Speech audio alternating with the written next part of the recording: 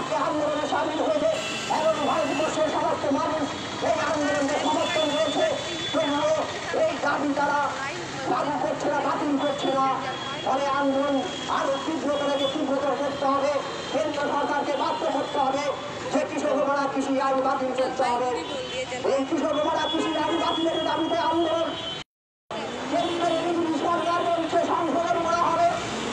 কৃষক নেতারা আজকে বলছে কোনো সংশোধন নয়।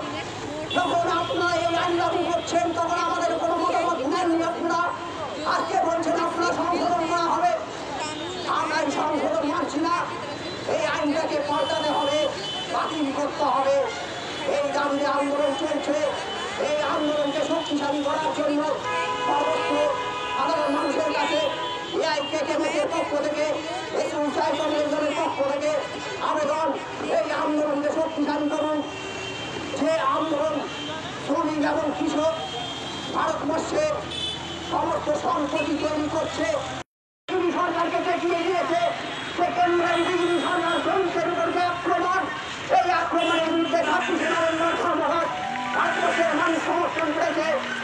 এই কৃষক মারা কৃষি আইন আজকে প্রতিটি মানুষের মধ্যে যারা উন্নতি দিচ্ছে, সেই কৃষক দিয়ে লকডাউনের মধ্য দিয়ে কেন্দ্রের বিজেপি সরকার যখন মানুষ থেকে বাইরে হতে পারেনি, সেই সময় রাতের অন্ধকারে চোরের মতো একা সিদ্ধান্ত নিয়ে একটার পর একটা আইন পাশ করেছে। রাতের অন্ধকারে জনগণের মতামত না নিয়ে, বিরোধীদের মতামত না নিয়ে, শুধু গায়ের জুড়ে সংখ্যাগরিষ্ঠতা করে রাতের অন্ধকারে চোরের মতো এই আইনগুলো তারা পাশ করেছে। কৃষক মারা কৃষি আইন, সমিতি মারা সমিতি আইন এবং রেল সহ রাষ্ট্রায়ত্ত সংস্থার বেসরকারীকরণ সহ বহু আইন তারা পাশ করেছে।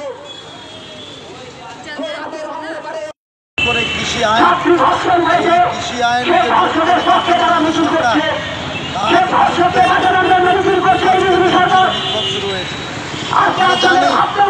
ভারতবর্ষের এমনিতে কৃষকদের যে দুরবস্থা, তার উপরে এই কৃষি আইন করে কৃষকদেরকে কৃষকদের ইচ্ছা মতো ফসল ফলাতে পারে। সেখানে কর্পোরেট হাউসের নির্দেশে সমস্ত রকম ফসল তার নির্দেশে ফলাতে হবে, তারাই ফসল কিনবে। ফলে ইংরেজ আমলের নীল চাষ যেরকম হয়েছিল, আজকে ভারতবর্ষে কৃষিক্ষেত্রে